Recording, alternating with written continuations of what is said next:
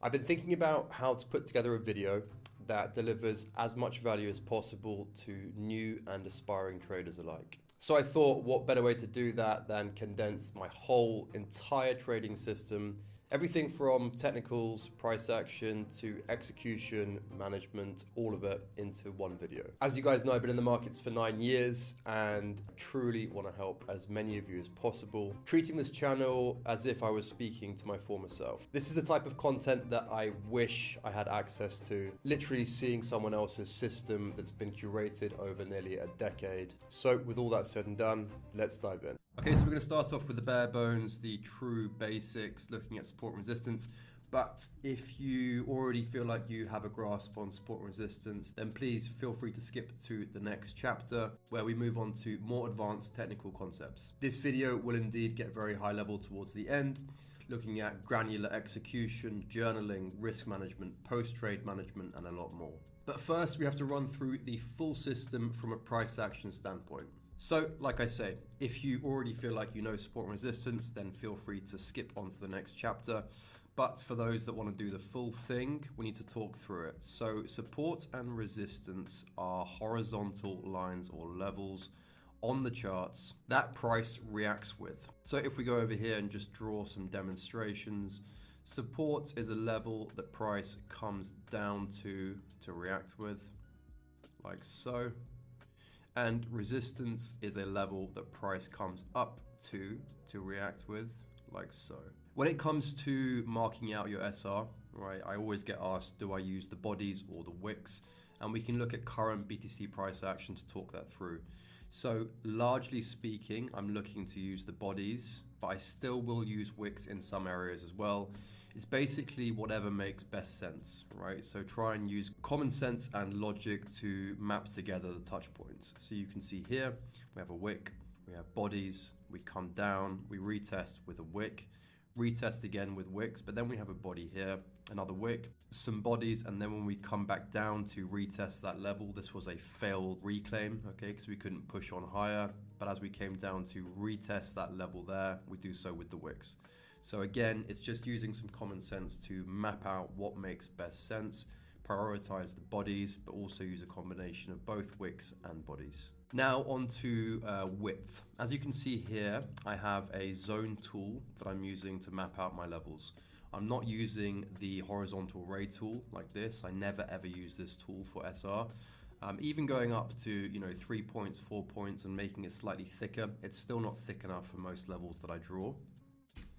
So I like to have a wider tool that I can use here, right, which is a custom fib tool. If you want to create one of these zone tools, it's very simple. You can just copy my settings here. So I take a screenshot of these settings, copy it, and you'll have the exact tool there for yourself.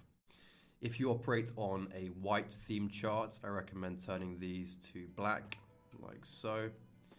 That will just operate in exactly the same way as it would, but on a lighter theme chart. Now, although I like my zones wider than a simple horizontal level or horizontal ray, like this or this, I don't want them to go too wide as well, okay? So this is probably a good width for me. I may span it to something like this, but I'm never going to be drawing zones like this, okay? This is just far too wide. And if you have interactions like this, where you've got some touch points down here, like so, right, which you think are validating a level, like this, maybe one down here, and one here. So say you've got something like this, right? And you think that because the interactions are up here and down here, you can get away with drawing a level that's this wide. I would very, very much be careful in that, okay? I keep it to something like this, and again, just use common sense and logic to say to yourself, okay, those interactions are too far and wide space between them, so I'm not going to draw an SR level this time around. Lastly, I rarely ever use SR for standalone triggers in terms of the left side price action that I'm looking to operate and do business in. What I mean by that is if we go over to our example over here, textbook theory will tell you to, once price comes down here, you enter a long position, aiming for price to bounce off the back of the tap to this SR level, or vice versa, looking to place a short as price comes up to this SR level and acts as resistance, aiming to smash price lower.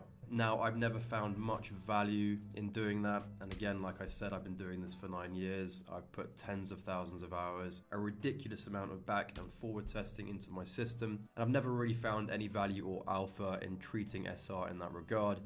Instead, what I'm using SR for, largely speaking, is either take profit points in existing positions, or what I'm looking for is SR to basically form my levels in terms of breakout trading, okay? So here we have a resistance level. Let's have multiple taps to the level. Price then comes up, right? Consolidates underneath this level, right? So we have consolidation here. And then what we have is a breakout trade, okay? So you take the long position here, stop down here, and you're looking to play into the break and take this trade higher. So in terms of opening fresh positions, right, this is kind of what I limit SR to. Now, moving on from SR, okay, we may as well talk about breakouts since we're looking at them here. Breakouts can be played either way to start. I want to make that very, very clear, okay? So this is a long scenario breakout or a breakout to the upside. But if we map out a different scenario here, we can have the exact same, just vice versa, okay? So again, we have multiple taps, right? Let's say 3 clean taps to the level. Then we come back down again, we consolidate, and we break down this time, okay? So it's exactly the same application, exactly the same theory, but instead of taking a long position, we're taking a short position, right? Something like this. Looking to play the break lower. Now this for me is kind of textbook, and I'm looking for a few incredibly important signals in terms of the price action and the oscillators when actioning these breakout or breakdown trades. So number 1, 3 well spaced out taps. It can be 4, it can be 5, but I'm typically looking for a minimum of at least 3. Number 2, looking for consolidation prior to the break. What this means, okay, is if I get rid of this, and we map out those taps again, okay, so multiple taps to the level, 3 taps at least, can be 4, can be 5, can be more, but at least 3 taps, and then we see this occur. This would not be an actionable breakout or breakdown trade for me because we do not have that consolidation prior to the break. Okay, so I'm not looking to take anything like this because we don't have that consolidation. Instead, we have the antithesis of consolidation, which is speed into the level. Okay, and typically this means that price is exhausted and it's much more likely that it's going to sweep this level or put in a swing failure pattern. And basically what you're going to be doing is shorting price, right? You'll be placing your short position in here, stop somewhere over here. And instead of continuing downwards like so towards your TPs, it's just going to come back up and stop you out. So what we want to see is price come back to the level, right? Consolidate. The stronger the consolidation, the better, right? So you want to see something like this, ideally. And essentially what this is doing, guys, is it's basically giving the trade enough steam to have a proper move within it, okay? And in doing so, what it does is it also comes back to reset the oscillators. So as you can see, I'm marking stuff up, you know, above price down here.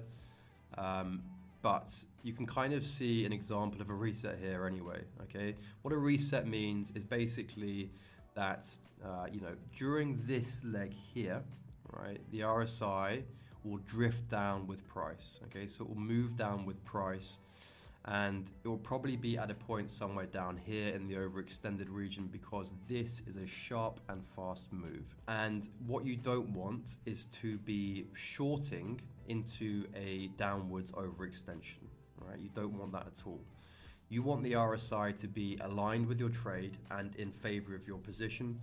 So what you want is price to cool off, and at the same time, the RSI cools off and resets, right? So it drifts upward like so, right? As this consolidation is taking place, it'll probably be something a bit more like this, right, as this consolidation is taking place over here, the RSI resets and drifts back to the midpoint, okay? Now, the midpoint is a crucial point of either support or resistance. In this case, we're using it as resistance. So that's the first thing to note, okay? That the RSI can come up to the midpoint and then use that as resistance to then propel price lower, number one. Number two is that it gives the trade a ton of runway, all right? So if you're taking a trade down here, you don't have much runway to the downside, okay? Price doesn't like hovering around underneath the 30s for too long on any time frame, okay? So what you want is you want price to come back up to the midpoint, okay? Which gives you all of this room to either run the short lower for a breakdown or run the long higher for a breakout. So if we come back down to our breakout example here, what that would look like is in this area here, the RSI would come up to the past 70 region, and then what you want is for it to cool down, reset, drift back to the midpoint, okay, and then give you all of this steam here, right, to run that long higher. Okay, so over here again, we want 3 well spaced out taps. To recap, we want consolidation prior to the break. What we don't want to see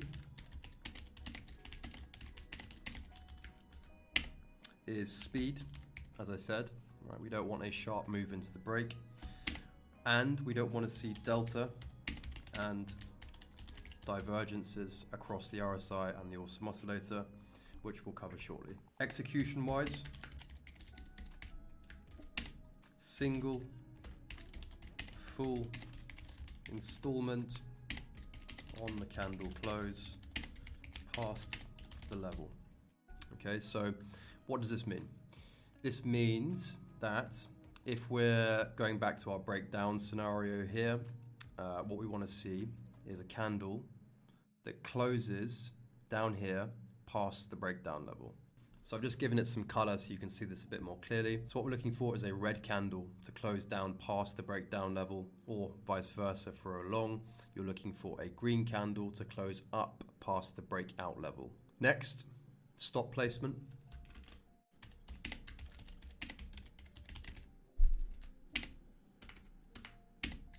The other side of consolidation, right? So if you're taking the breakdown, the short, right, enter on the candle close and the confirmation, and you place your stop at the other side of consolidation. You can see that I've just done it here at the top of where these candle bodies or wicks would be, and that's it. That's your trade mapped out, okay? Now, another thing that I want to add is that typically we don't want to see the breakout.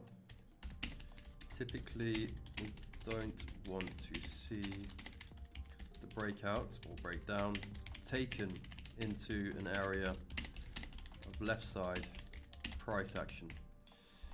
So what does that mean? It means that essentially what you want over here, right? Essentially what you want over here is an area that's devoid of any price action, okay? So what you don't want to see is something like this, where you've got price in here mucking about, right? And that leads to this up here, and you're taking your trade into all of this over here. Why don't we want to see that? Well, it's because the trade is far less likely to have a clear runway. So it's not just about analyzing the breakout from a TA standpoint and saying, okay, cool, we've got our 3 taps, we've got a good level, we've got consolidation prior to the break, and we have our candle close. Unfortunately, that's not quite enough, okay? Because what we need to do is map out the path of the trade as well, and we want as clear a path as possible. Hence, we want to have the trade run into basically nothing over here, okay? You want this area to be devoid of price action ideally. Otherwise, what you could be doing is taking the breakout or the breakdown trade into areas of potential supply or demand, like so.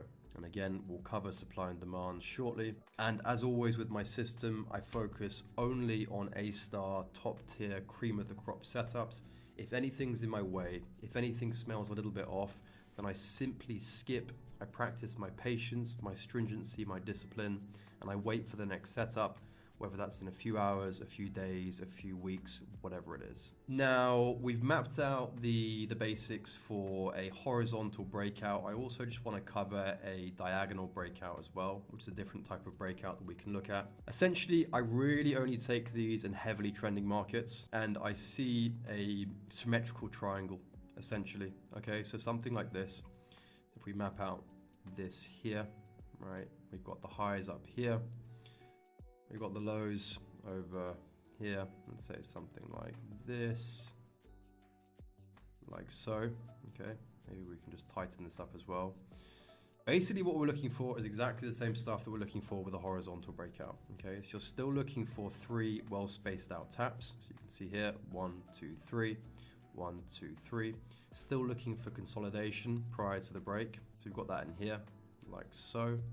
You still don't want to see a sharp move, right? You don't want to see something like this and be playing into a sharp move where the RSI has gone into overextensions past the 70 again. You still want to see that consolidation. You still want to see those resets prior to the breakout. You want the RSI to be in as healthy a position as possible, so it's in your favor and in the favor of the trade. But again, like I say, I typically only take these trades in heavily trending markets, right? So if you've got a market which is heavily trending to the upside, I'll take a potential long position in here, or vice versa. If you're heavily trending to the downside, we could take a breakdown from a symmetrical triangle like so.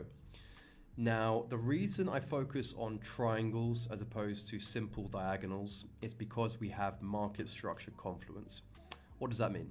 It means that in this scenario here, right, we have come up, we've got this triangle that's being formed, and we have higher lows, right? So we've got a low here first, then we've got a higher low and another higher low, which is giving us that market structure confluence in favor of our position. Now, if we had something like this, it would look very different, all right? You wouldn't be able to draw it as a triangle. It would be like this if you're using these touch points.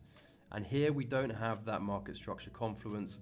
Instead, we have quite the opposite, okay? So as price is still forming technically a very strong diagonal up here, instead of having those higher lows, we've got lower lows, okay? So it's technically a weaker pattern, right? And the trade is far less likely to play if you're taking something like this, which isn't a triangle, it looks more like a flag. But again, unless I have that market structure confluence, number one, and number two, unless I'm playing into a heavily trending market, I will not take the position. As well as, of course, running through the fundamental checklist for any breakout trade that we've run through up here.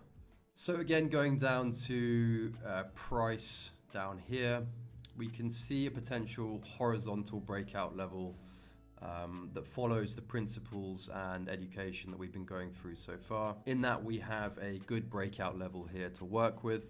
We have multiple taps to the level, some bodies, some wicks. We have ascending lows, which is always favorable regardless of horizontal breakouts or diagonal breakouts. As you can see here, the lows are consistently getting higher and higher. But what we do not have is consolidation prior to the break. Okay, we don't have consolidation prior to the break. What happens is price simply stretches up from down here and goes into the breakout level, breaks out, okay? But you can see, guys, because we didn't have the consolidation prior to the break, would have looked something like this. Okay, price hovering under here, building up the steam, building up the momentum to break out. We did not have that, okay? Instead, price just stretches up from the lows, takes the level out, and then essentially just deviates the level, and then comes back under, closes underneath, and continues to dribble down. So again, this just illustrates the importance of always staying stringent and remaining true to the checklist I gave you. Okay, if you don't see consolidation, if you don't have 3 well spaced out taps or more, if you don't have RSI resets, then you simply skip the trade and you move on to the next. Okay, so as I said, I don't typically like actioning trades into SR levels unless using them as breakouts, but I do use supply and demand and sweeps. Those are my 2 primary methods of left side price action. So there are 4 types of supply and demand I want to run through with you, okay? First, you have origin demand, okay? Origin demand is where price makes a sharp move down, stalls, creates a cluster of price action here, and then again, a sharp move away from this cluster. So we can just mark that on here. Number one, origin demand. Okay. Number two, origin supply, the exact opposite. Okay, so sharp move up, consolidation, sharp move down. Next, on to intra-demand. Okay, so we have a sharp move up. Then instead of price creating a cluster at the extremities, it stalls in the middle of its move, creates that cluster once again. They're all clusters. Okay, these are all clusters of price action. And then you have continuation, right, as there's another leg higher.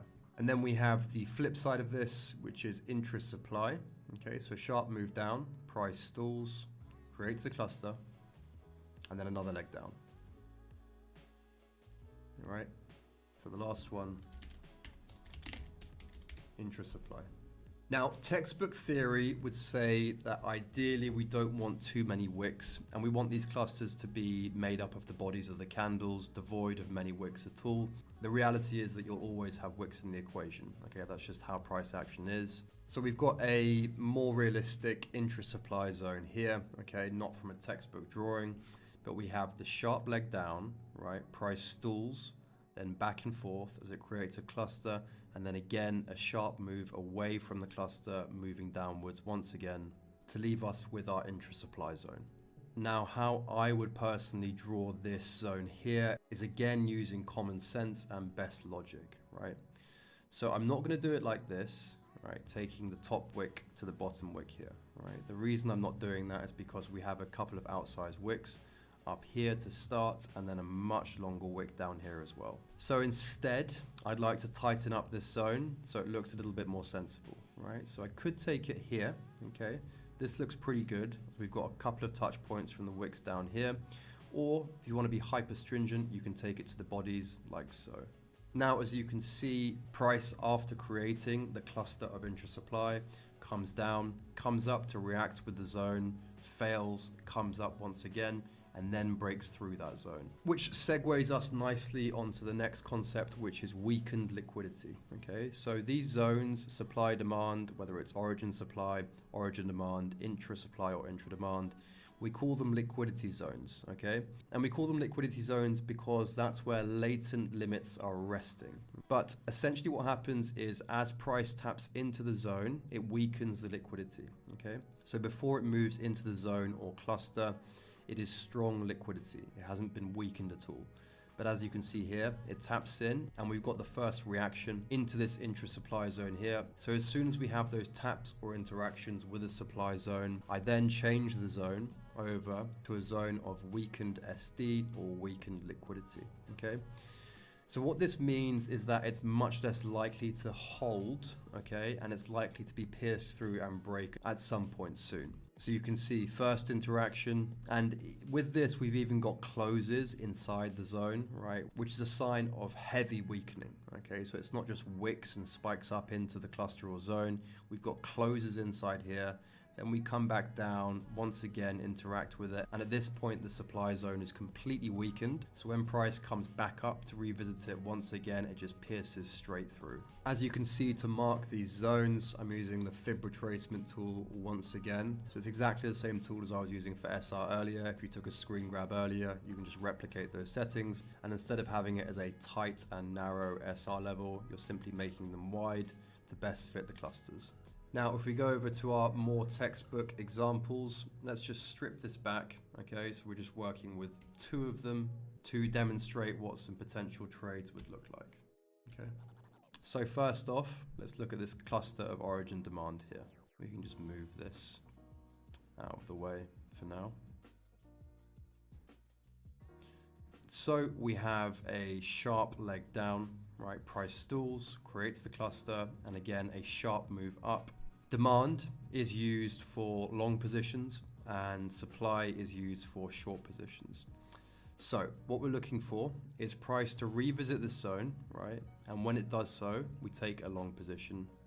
So if we map that out, something like this. Stop the other side of the demand zone. Sometimes I give it a bit of buffer room as well, just because I like trading with wide stops. And I heavily recommend that you guys do too, just to survive any manipulation or fuckery or volatility within price action. So again, we have that sharp leg down, the cluster of origin demand that's created. a sharp leg away, and at this point the zone of origin demand is made credible, and we're looking for price to come down, revisit it, and look for a long position as it bounces into it. The same applies for intra demand. Okay, so if we come up here, we can just pull this tool over. It's exactly the same thing, right? We're looking for price to come back, to revisit this zone of intra demand, again for a long position. And of course, the theory and mechanics of everything that I'm teaching you here applies vice versa for supply, looking for shorts. So if we take it back to our drawings of supply here, we can do the same thing. Move this out of the way.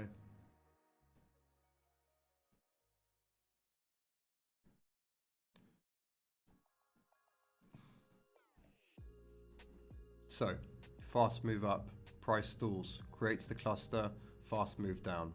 Origin supply is created, so we map it out using our custom fib tool. Okay. Now what we're looking for is price to revisit this area of origin supply for a short position.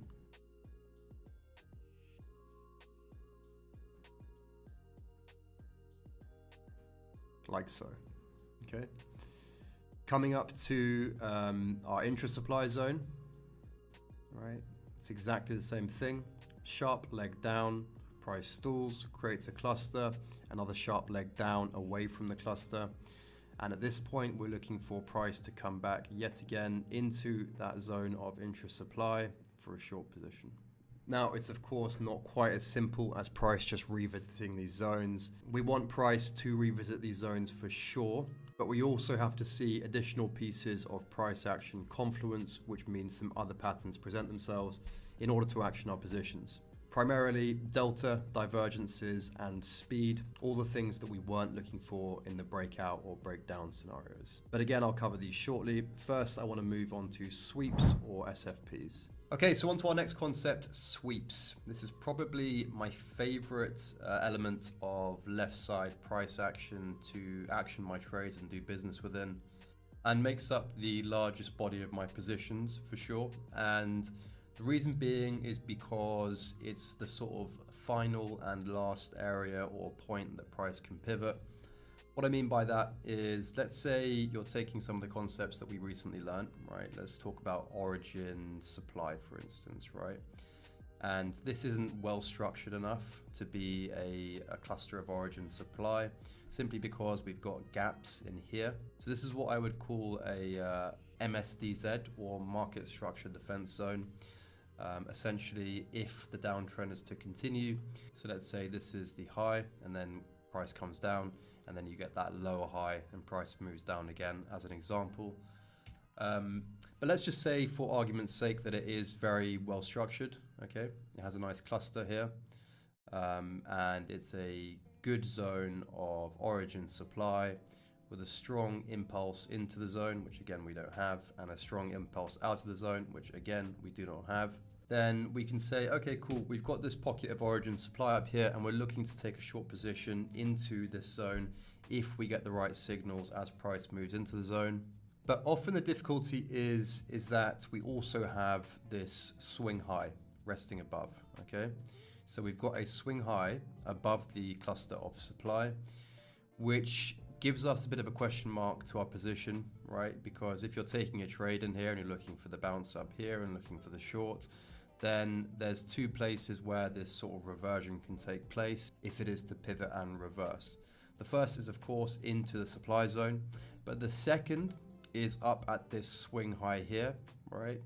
Taking out the swing high, right? Failing to break out and putting in what we call a sweep, stop hunt, swing failure pattern, liquidity grab. It has many different names.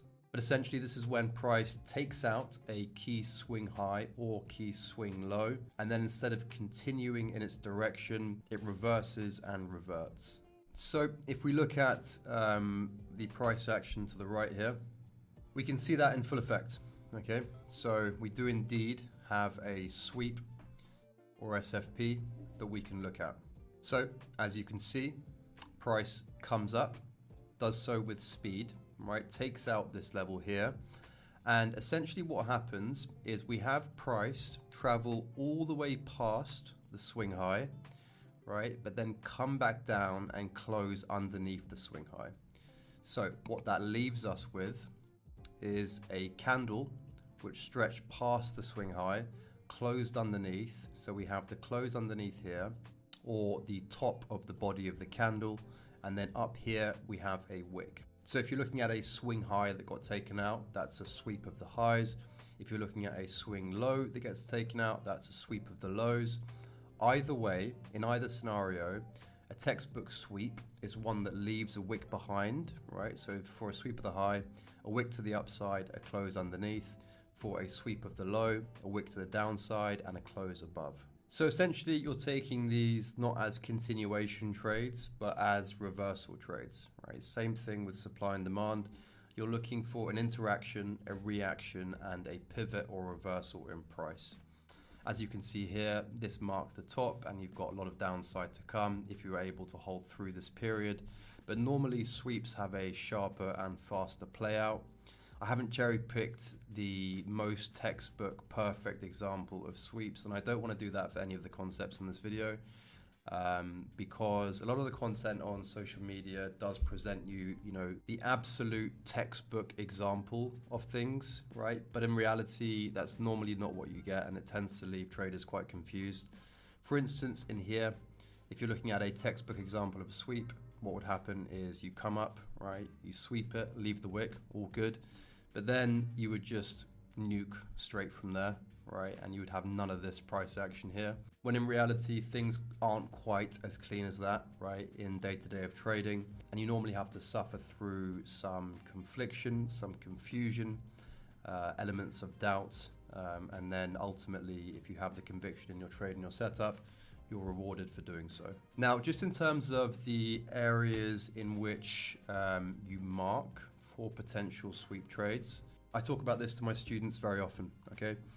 The levels in which you mark on for potential sweeps or SFPs is very important, because as soon as you mark that level on and you go, okay, if this level's taken out and swept, then that's my trigger as long as I see the right signs. When it does so, for a position. That can be quite a dangerous narrative, right? If you're picking out the wrong levels to do so, because usually what happens is you mark out your high like here, and then you go ahead and set an alert like so, then price comes up, and at this point you're focusing on how price interacted, right? So you're really just at this point zooming in and looking at this price action, looking at how the wick was formed, how the body closed underneath, if it did so with a sharp move, etc., etc. And you tend to kind of forget about the point at which you were operating and doing business in, right? It tends to be an afterthought, right? After you've marked that level, set the alert.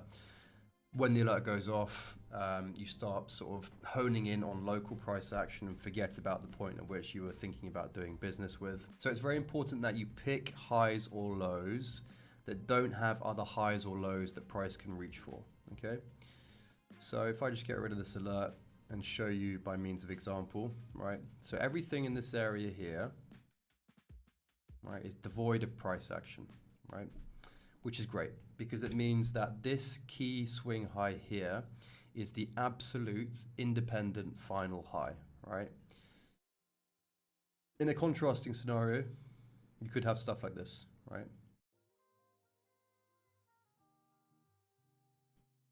Loads of other highs, right, where price could reach for.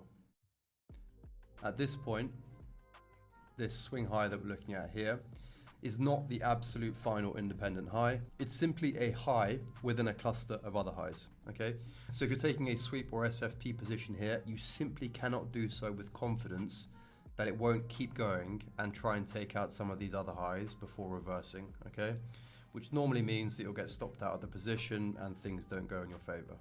Now, just to talk about not where we try and take these trades, but how price moves as it does interact with these levels, okay?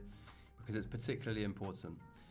When taking either supply and demand or sweep trades, we want to see either or both of two things occur, okay? The first is speed and the second is divergences, and supplementary data can be delta. if you're trading markets that you use delta or order flow on. But from a pure price action and all the stuff that you're going to be looking for on TradingView, you're either looking for sweeps and divergences or both, okay? And that's what makes this a valid SFP trade or sweep trade that we can take, because price doesn't just muck about here, right? And then just grind into this high and then take it out, right? Because even if it did this and took out this, key swing high, our alerts go off. We even have a nice, let's say we even have a red candle. Okay, so we have a red bearish candle with a long wick to the upside. So we're getting all of the hallmark characteristics of a sweep trade, right? We're operating at a good area here. We know that this level here is the final absolute high. We take out the high, we leave a wick behind, we close underneath, okay? So everybody thinks this is a valid SFP or sweep trade to take, but they're not understanding the nuances in how price reaches the level, right? It's not just when and where price reaches the level, but it's all about how price reaches the level, which is paramount. And honestly, this is one of the key nuances that I see seldom spoken about in the trading education space, and something that I truly believe separates the winning traders from the losers. So as I said, we're looking for either speed and divergences, or ideally in a 10 out of 10 trade, we're looking for both. But normally we get sharp spikes. The normal confluence that will present itself when you're taking these trades, sweep trades I mean, is speed. So that's primarily what I'm looking for.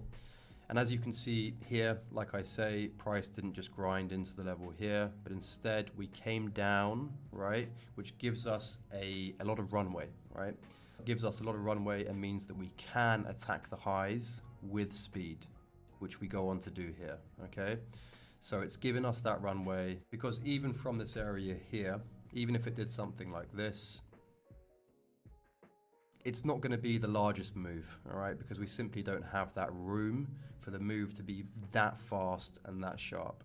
So for me, the fact that price came down here and then ran and attacked the highs and did so with a very sharp, fast move is exactly what I want to be seeing for an SFP or sweep trade in order to take a short position, right? So if you're looking at this trade here, the execution is incredibly simple, right? Basically what you're looking for is you're looking for the speed, you're looking for it to take out a key high, which is independent, absolute, and final, not stacked within a cluster of other highs. And then you simply take the candle close for your execution, okay? So it's a single installment, take the close. I would always err on the side of caution, give yourself a bit more buffer room, right? Students of mine will know that I'm a heavy advocate of wide stops. And then you're looking to run this trade lower to whatever R you fancy, right? And usually into an area of left side price action here, which makes sense for you to take profit. So let's say you're taking out these lows here, running this trade like so, and you can see that ultimately price does go out to take the TP, right? But even if you were to start realizing profits into this market structure defense zone here, again, not well clustered enough to call it a origin demand zone, but we have a move down into an MSDZ. Again, these are zones which could be potential zones of origin supply or origin demand, but they're just simply not well structured enough to call it that. And from our entry, we muck about here, and then we come down again with speed, but this time to the flip side. Okay, so this could be a potential point where you realize some nice profits, take some good profits off the table, let the rest run, and then you're out fully of the position here. Now, this segues me onto another subject, which is you may be looking at this and going, okay, cool, well, entry is 20th of Jan, full exit would be 25th of Feb, which is over a month. And that is exactly the trading style that I'm teaching you guys, okay? It's swing trading / position trading, which means you're holding positions for weeks and sometimes even months. But in doing so, you're stacking the probabilities in your favor, okay? The reason being is because the lower time frames seem very attractive for new traders, but what they do is they offer less validity and less reliability. So you could be seeing this exact same setup occur on the 5 minute, right? So you come up, you got a 5 minute high in here, you get the sweep, you get the speed, you get all the hallmark characteristics that you want to enter the position. But then instead of coming down and failing, you simply come down here, retest this 5 minute MSDZ in here, and then move up, and the trade simply goes against you, right? So This is more often than not what's going to happen on the lower time frames, right? You can apply these concepts, you can learn these concepts, and to a degree, price action is fractal. What that means is that you can find a sweep or SFP trade on the 5-minute time frame the same as you can on the hourly or the daily, right? You'll see the same things. In the same way, you can have an interaction with a supply or demand zone on the 5-minute, the hourly, the daily, or the weekly. The key difference is that you're going to nail the trades much more the more you focus on the higher time frames. So for me, the hourly is kind of the bare minimum, right? I never really go down to the 30-minute or the 15-minute anymore, unless we're in heavily trending markets, right, where I'm dropping my time frame and dropping my stringency in order to ride the train. But I'll talk more about that later, as that's a high level nuance. But essentially, guys, I'm just teaching you what's worked for me, right? The system and learnings that I've curated over nearly 10 years in the markets. And you may think that, waiting a month for a trade to play out is, too laborious, too time consuming. But if you're trading enough markets, right, then there's plenty of opportunity and you won't even notice holding it for that long. And ultimately, this game is not a get-rich-quick scheme, right? If you want to try your hand at scalping the lower time frames, you're more likely than not going to get burnt. So I do very much recommend focusing on the higher time frames because you're doing yourself a service and stacking the probabilities in your favor. Okay, so we've got the basics of sweeps down. Want to go through some of the more nuanced elements of sweeps though, talking about stacked highs and stacked lows. Before I carry on though, I want to just interrupt the video and say that I am doing as you can probably tell, this video is completely freestyled, not scripted at all, but I have masterclasses on each of these subjects, right? So I'll link all of those videos in the description below. So if you want to dive into a particular subject, a bit more, sweeps, divergences, speed, whatever it is, I'll have all of those links in the description for you to do so as well. Now on to stacked highs and lows. I've just found an example for you on a commodities market. This is cotton we're looking at here. And this is a nuance which I've found to be particularly effective, right? And I've woven into my sweep theory heavily, but only really done so over the last year. And I've had great results with doing so. Essentially, what stacked highs and lows means is that's when you have multiple unswept highs or lows, that price could sweep all at the same time, okay? So instead of just having your one key high or key low, as you can see here, we have the final high. Here we have the final low. But very locally, we have these other levels, which creates these stacked highs or stacked lows. And you can see that we have this low here, and we come down here, but we don't take out this low, so we haven't swept this low. So it remains unswept, again, remains unswept, creating a triple stacked low, high up here, come up, this high barely, but gets left unswept. So we have a double stacked high up here. So essentially we're still looking for price to, we're still looking for all the same characteristics, right? We're still looking for a sharp move up ideally, okay? And we're still looking for that final high to get taken out. But when you notice that it's a stacked final high with another high underneath it, it just increases the probability of a position, right? And makes it a nicer swing high or swing low to work with. Next, we should talk about trend, right? So we can use this market here. When looking at trend, let me just clean this chart up a bit. When looking at trend, we're always looking to align with the higher time frame trend where possible, okay? So what that means for me is looking at the daily. And as you can see, by looking at the daily, we are very much in a downtrend, okay? So essentially what that means is I'm looking to play the short and sweep of the highs as opposed to playing the long and sweep of the lows, okay? So here we have two potential sweeps that could occur. Sweep up here, take a short, sweep down here, take a long. But because the short would be pro-trend, right, aligning with the higher time frame daily trend, and the long would be counter trend, I'm not really interested in taking the counter trend position, okay? So what that means is I'm setting my alert up here, right, at the high, but not setting my alert down here at the lows. And everything has to be taken in context with one another, right? That's why trading is so hard to automate, because it's heavily discretionary. And you have to take the subtle nuances of each chart and context and trade into account as you go through the markets.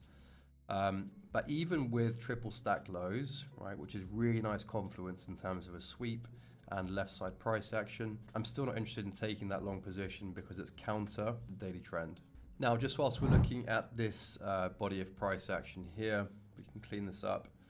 I just want to talk about another concept, right? But it's kind of one that I only really use in terms of sweeps or deviations, right? Which is basically just another kind of sweep, right? So I'll run through what these mean. So I've got a range tool here. You can see number 1, the range high, 0.5 mid-range, and 0 is the range low, right? So it's just a 3-point range here. Again, like with the SR and SD tool, I'll go in here so you can screenshot this.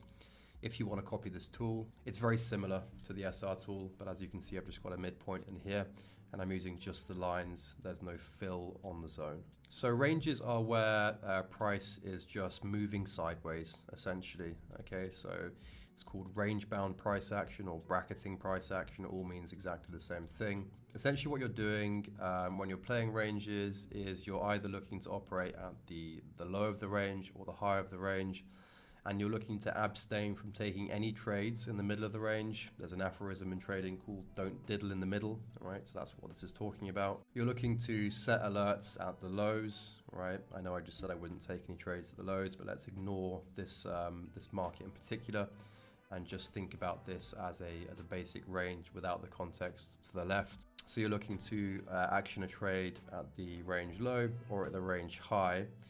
And for me, it's not just about price coming up and tapping it as support resistance. As you guys know, I don't really use SR as my trades, and that's what this would be categorized as. But instead, I'm looking for price to take out the range high or take out the range low for me to enter either into a short position or a long position. So we've covered sweeps, right? And we know what a sweep would look like here, right? Price comes up, travels past the range high, right? But then closes underneath and leaves a wick to the upside above, right? For a sweep of the range highs. But if we're looking at something else called a deviation, right? Which is something that can often present itself when trading ranges, we're looking for price to come up, and instead of getting that textbook pattern where you get the wick above, the close below, price actually closes above the range, right? And then it mucks about here, right? And does something like this, whatever it is, some random organic price action, and then closes back within the range, okay? So let's say you have the candle here, and it closes back within the range. Once you get that close underneath either the range high or for a deviation of the lows above the range low, that's then your trigger, all right? So you take it like so, wait for the candle close, right? Stop the other side of consolidation above the range, let's say, and you're taking it down, whatever, down here or perhaps even lower if it gives you a sustained break of the lows, right? So that's what I call a deviation, not a sweep or SFP. Now, usually these deviations are also divergences, right? Like so, but we'll cover them shortly because we still have to get into divs as an independent lesson. So why don't we do that now? We're getting into the next section of this video, which is not just when, but how, okay? And we've spoken about this before, right? And we're talking about not just when or where price moves to, right? But also how price moves to that level or zone. So in this regard, we're looking at 3 things. Number 1, speed, which we've spoken about quite a bit already. Number 2, divergences, which we're yet to cover. And number 3, delta, although a bit more niche and only applicable to certain markets where delta is available. So we've looked at some examples of sweep plus speed, right? Which is normally what we're going to see for sweep trades. But let's just mark out, let's say, a cluster of origin demand here, okay, as a hypothetical, like so. And again, it's the same sort of theory, right? When looking at speed, it's the same thing, okay? So we're still looking for a sharp move into that zone, right? To give us more confidence in the play out, right? Something like this. But this here, right, how price moved into the zone is so critical and so important, okay? It's not enough just to learn these technical concepts in terms of left side price action and say, okay, cool, when price comes into this zone, I am taking a long position. Unfortunately, trading isn't that simple, okay? You can mark out these zones, right? You can set your alert, but once that alert goes off, okay, you have to say to yourself, did price move into my zone or level the way that I needed it to take the position, okay? So here we're talking about speed, okay? A sharp move, right, into demand. And the reason we want to see speed is twofold, okay? Number one, what it does is it leaves an inefficiency in its wake, okay? So all of this price action here, let's make it even more extreme, right? Let's say it's something like this, just a complete nuke down into origin demand. All of this price action in here is inefficient, okay? Let's imagine this is just one full-bodied red candle nuking into origin demand. Picture that candle now, right? And ask yourself, how much supply is in that candle? Now the answer is there's no supply, right? Because it's one straight red-bodied candle nuking into demand, which means that going back to what we were talking about earlier in terms of the path of the trade, it means that the trade has a very clean path to move upwards into and makes for an incredibly favorable long position or flip side on a short position. In addition to that, right, it basically means that, you know, imagine price is up here, and if we get our oscillators back up, so price is up here, right? Let's just imagine for argument's sake, let's ignore the RSI at the moment. But if price were to come up, right, this much and this fast, okay, then the RSI would probably be somewhere above here, okay? And then imagine this sharp move down, what that would do to the RSI, okay? The RSI would probably go from overextended to the upside, all the way down to heavily overextended to the downside, okay? Because this has been such a sharp move in price, it would absolutely nuke the RSI and push it screaming down into the overextensions way past the 30 level. Now, as we know, right, price doesn't like hanging around in the overextended regions of the RSI particularly long. So again, it just gives us another piece of the puzzle, right? It bolsters our trade thesis further. And now we have two things that are working in our favor off the back of it being a speedy move. Number one, an inefficiency, right, that price left behind, devoid of any supply, which gives the trade a really nice path to run through. And number two, the fact that when we're taking the entry, we're doing so with the RSI overextended to the downside. Now, the other signal that we look for, right, is not speed, but it's divergences, okay? So, price comes down, right? And as it comes down, it starts to diverge, which means that it will do something that looks like this, okay?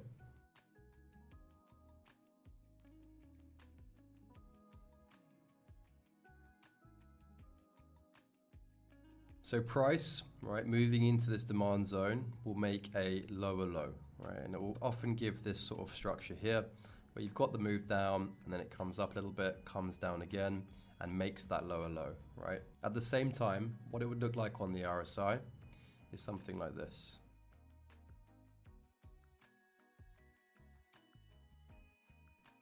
Okay, so price making a lower low, while the oscillators are making higher lows. Like so. What this means is price is diverging against the momentum of the oscillators, right? And I use two oscillators, not just the RSI, but the RSI and the awesome oscillator combined. So let's run through some examples on the charts. And again, I'm not looking to cherry pick the cleanest examples for you guys. I want to keep things as realistic as possible. So again, I'm looking at current price action on BTC and trying to pick out as many real life, realistic examples as possible. Here we're looking at a 10-hour divergence, right? So again, we're talking about bullish divergences here, okay? So a bullish divergence is one that occurs at the lows that you're looking to long. A bearish divergence is one that occurs at the highs looking to short. Now, as you can see here, price, again, making lower lows, right? As the RSI makes higher lows. In this case, right, I mean, always what we want is to see double divergence confirmation across both the RSI and the awesome oscillator, which means that as price is making lower lows for a bullish divergence, we want both the RSI and the awesome oscillator to be making higher lows. Now, as you can see here, the AO isn't quite making higher lows, right? It's kind of still just about making lower lows. So it's not diverging per se against price action. Instead, it's moving in agreement with price action. So just to clean this chart up a little bit, there are a few rules, right, when taking divergence trades. There's 7 to be exact. Okay, again, divergences is probably the most heavily nuanced concept in this video from a technical analysis and price action standpoint. So again, I'm going to link the full video to the masterclass where I dive into divergences in great detail. We'll whack that in the description below. But I'll run through the rules here as well, just so we can try and cover them all. So firstly, as I said, you ideally want to have double divergence confirmation across both the RSI and the awesome oscillator, both of them diverging against price. Okay, so for a bull div, we really want to see something like this on the AO. Okay, so price making lower lows and the awesome oscillator making clear higher lows, as well as the RSI making clear higher lows.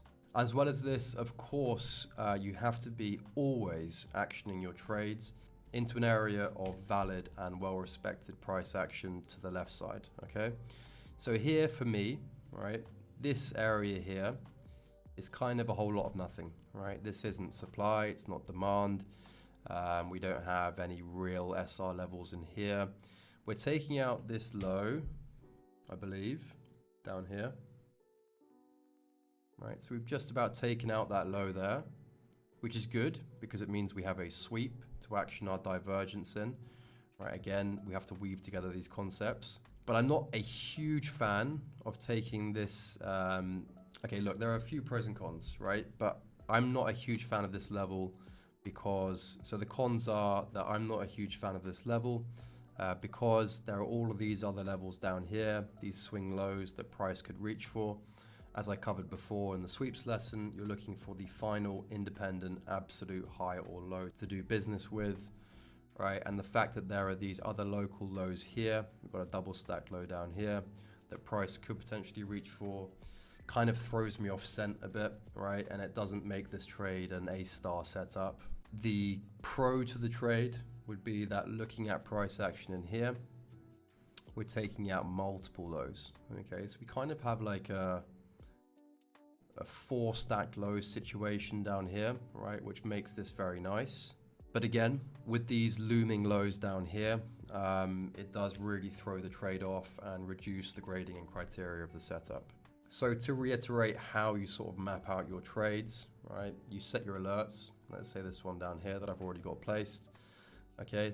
And then once the alert goes off in the area of left side price action, whether that's a really nicely formed pocket of supply or demand or an absolute final independent high or low, that's where you place your trades, okay? So one of the problems with people that learn technical analysis and technical concepts, and I've been very guilty of this myself in my nascent earlier years as a trader, is that you learn the concepts, and then as soon as you see them forming in whichever area of the chart they form, you get excited and you take the position. Okay, so here, this is actually a really nicely structured divergence on the RSI. Okay, so one of the things we're looking for divergences is a nice arced formation, right, which we have here. It's a very, very well structured divergence. So, you know, a new trader may look at this and go, okay, cool, we have a really nicely structured divergence here. incredibly clean on the RSI, and we're taking out this low down here. So I've got everything I need to take the position. But the problem with that is that you're not operating at the final low. You're not operating at that perfect supply or demand zone. And instead, you're getting excited by the formation of the concept that you're seeing, and really not placing enough emphasis at all in terms of the left side price action or area that you're doing business in. If this div was taken down here, right? So if this div was forming down here, like so, then it would be a different story, okay? Because we're operating at that final low, and that's the area that we previously had decided we wanted to do business with. Okay, so that's a very, very important and critical before you move on to any further grading of a divergence. That is paramount, right? You're operating that divergence trade or trigger in the perfect area of left side price action that you had previously determined before the div formed. Next, as I say, you're looking for double divergence confirmation on the AO and the RSI. And then we covered the shape of the divergence. You want a well-arced divergence. Further to that, you don't want to see the divergence reset, okay? So anything between the 45 and 55 region on the RSI is a technical reset by my book. What that means is that if the top of the arc of this divergence had gone into this zone here, right, then that would be a reset and the divergence would be invalid. Even more so if it taps the 50 level exactly, but as I say, anything between 45 and 55 in my book is a technical reset. Next, you want both the peaks of the divergence on the RSI to be overextended, which means that you want both peaks, peak 1 and peak 2, to form in the overextended region. So for a bullish divergence, that's below 30, and a bearish divergence, it's above 70, which you can see we have nicely here. Next, you want the div to be concise, okay? You don't want it too short and you don't want it too long, right? So somewhere between, I'd say 7 to 20 bars is probably ideal. So here we have 14 bars, right? Which is actually textbook RSI up to 14. But I like to push that up to the sort of 20 limit. But anything that stretches more than 20 is just too wide for me, okay? So if you have a divergence that looks something like this, right? And you can say it looks well structured, you have both peaks overextended, you haven't come up into the reset region here. But if it's looking like this, right, which would be something like, 29, 30 bars, that's far too wide for a div. And lastly, flat divergences, flat bottom divergences or flat topped divergences are something that are acceptable on the RSI.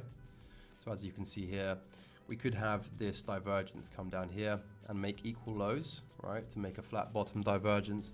But it's not something we typically want to see on the awesome oscillator, okay? We never really want to see a flat bottom divergence on the awesome oscillator. Typically, we want to see that oscillator diverging against price. Execution-wise for divergences, you're looking to take the first candle in the opposing color to the divergence, right? So here, and you also want it to be a fairly forceful candle, right? So looking at this example here, I'll just zoom in so we can cover it in more granular detail. We have the divergence here, right? So price, again, making lower lows. And as you can see, the first candle in the opposing color is actually this green candle here as we sweep this low. But the first forceful green candle, which tends to lock in the divergence more, is this one here. Okay, so if you were actioning this trade, again, has to be into the perfect area of left side price action. But if you were actioning this trade, you would take full installment on the divergence confirmation candle, something like this, stop down here at the lows, plus a bit more buffer room. And that would be a single full installment or execution of the position. Next, moving on to delta, okay? And delta is something which is heavily theory based. But again, I'm going to link the full video for delta where you can dive into the theory of everything in as much detail as possible. I'm trying not to go into the theory side of things simply because this video will probably end up being 10 hours if I do. So sticking mainly to the technicals and visual side of things. But delta is also additional confluence that you can see when actioning your trades. Again, adding to the body of how price moves into the level or zone alongside speeds and divergences. So I'll keep it short and brief here, but essentially what you want to see is positive delta at the highs or negative delta at the lows. You can see the positive delta is here in the light blues, and the negative delta is here in the oranges. These templates are aggregated right across multiple markets to harmonize the best data possible and make this data as reliable as possible. These templates are exclusive to members of my Discord group. So again, I'll put a link in the description below. But this is great for the Confluence once you've locked down the price action, okay? So say you're taking out a key swing high up here, and you're doing so, let's say this is a divergence in here, right? It'll probably be more of a 4-hour divergence than an hourly, as this is too wide spanning. But it has the right structure for a potential div. So let's say you're taking out a key high here, right? So you're taking out the key level. You're doing so with a divergence. You deviate that level, okay? So you're locking in a clean bearish divergence at a final independent high. So you have one of the necessary hows locked in, which is a divergence. You don't quite have speed here, but that's fine because you can have either speed or a div or both, okay? So here, let's say we have a divergence, and then as supplementary additional confluence, we have this positive delta in here, which essentially means that the stronger, more influential market participants are suppressing price. But again, I'm not going to dive into the theory in too much detail. What I will say though is that delta is very much supplementary confluence, right? And we always take price action into account first. So again, we have to be operating, as always, I know I sound like a broken record, but we have to be operating in the right areas of left side price action, i.e. a good swing high or swing low that's independent from others, or a well-structured zone of supply or demand. Right, so on to our next concept, which is kind of not really a concept in itself, but how to harmonize all of the concepts and utilize them that we've covered so far. So, Confluence. What is Confluence?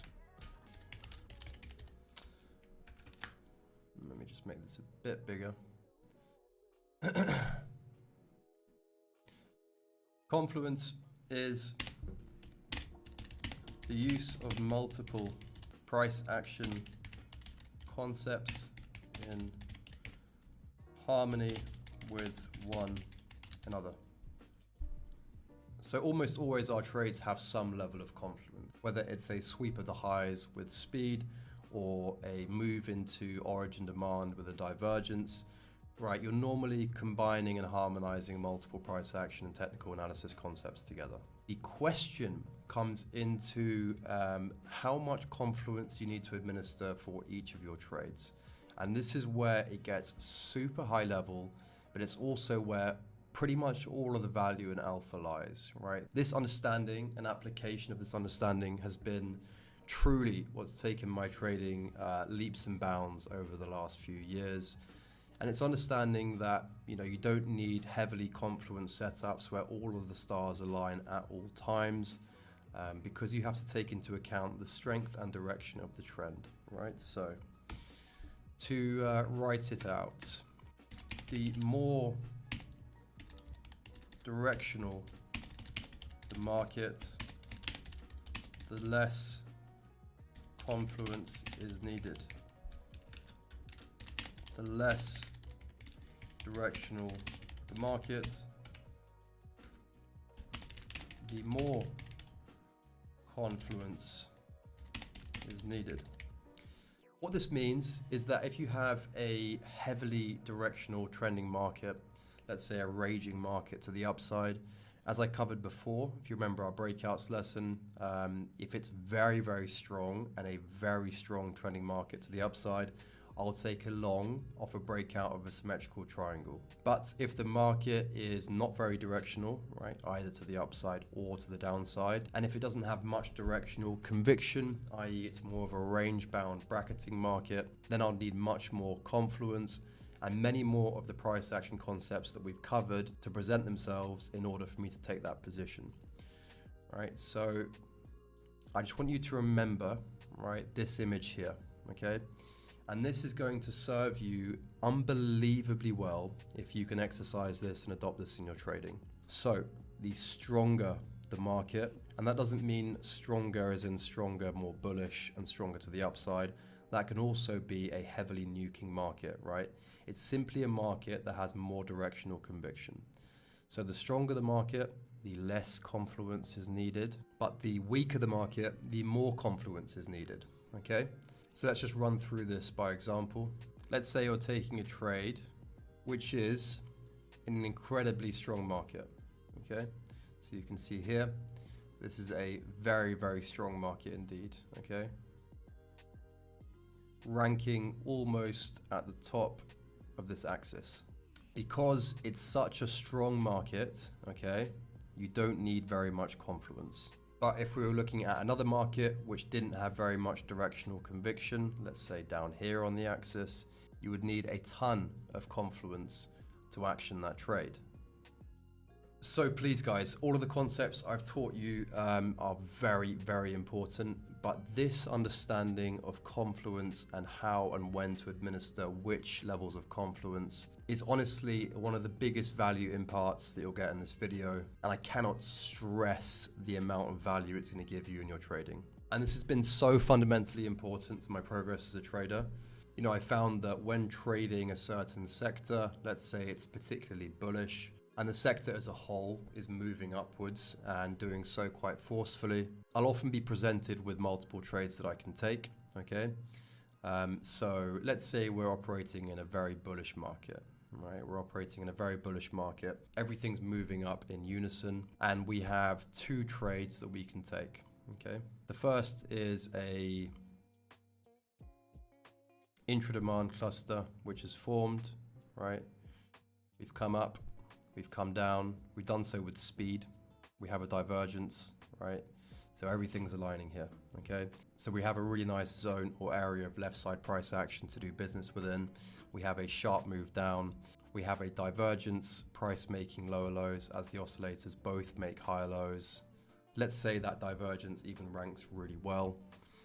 But then we have another trade scenario, right? And we have simply a market that's just doing this.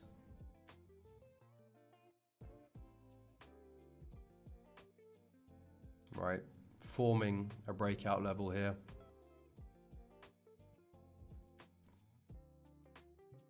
With ascending lows, we have that market structure confluence, and we have a good breakout candle, okay? But essentially, if you look at the different levels of confluence here, you're going to see a stark difference, right? So the confluence on this trade is simple. It's just a good breakout trade of a horizontal level, right? If you look at the confluence of this trade, you have a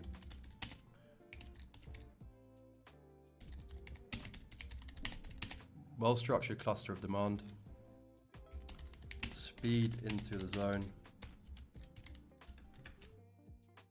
a divergence, very well structured, and high ranking in terms of its grading. And let's say we also have some negative delta as added confluence. So we have no confluence here, really, right? This is just an isolated trigger, but we have four pieces of confluence which are harmonized here. Now, on paper, this looks like, from a technical perspective, the much better trade to take.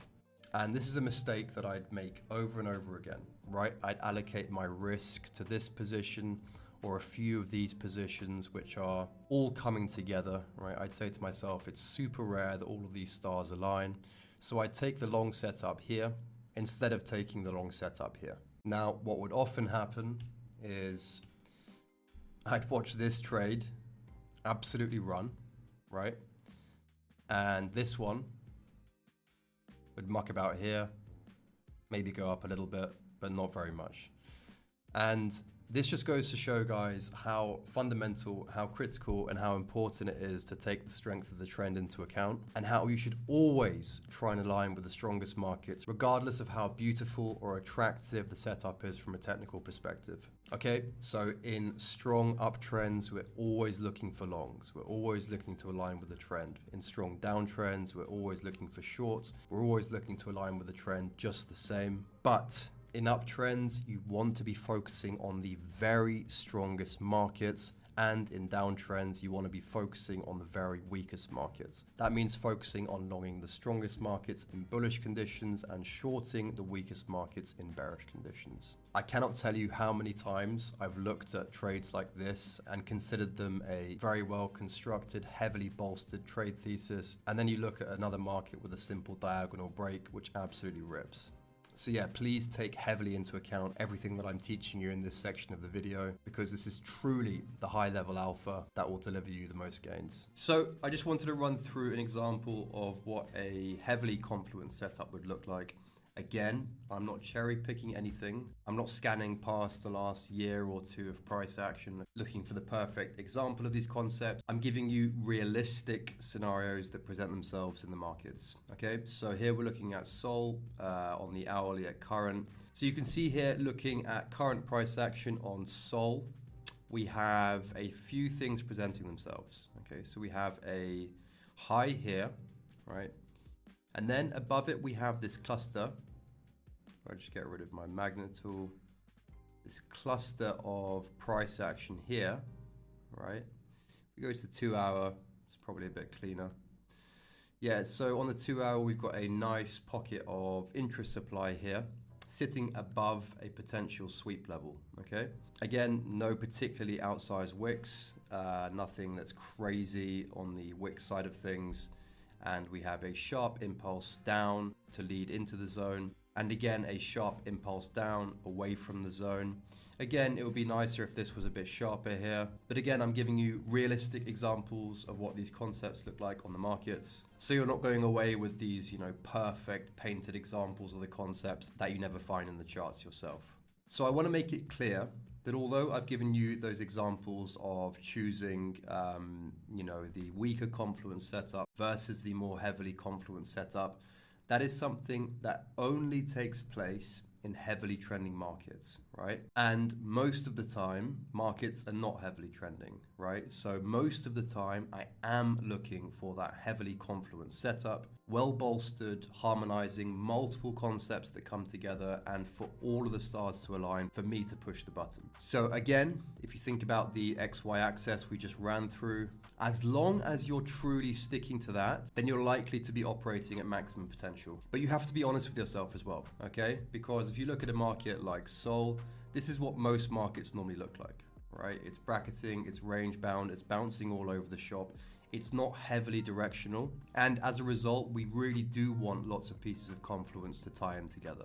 So if we were to get, let's say, a move down here, and then a fast and sharp move up here, and then price comes down, does something like this, and then locks underneath here, giving us a valid bearish divergence here, with price making higher highs as the oscillators make lower highs, then that's exactly the kind of setup I'm looking for, and the elements of technical analysis that I want to come together in order to give me a well Confluence setup. And the times where all of these elements align is rare.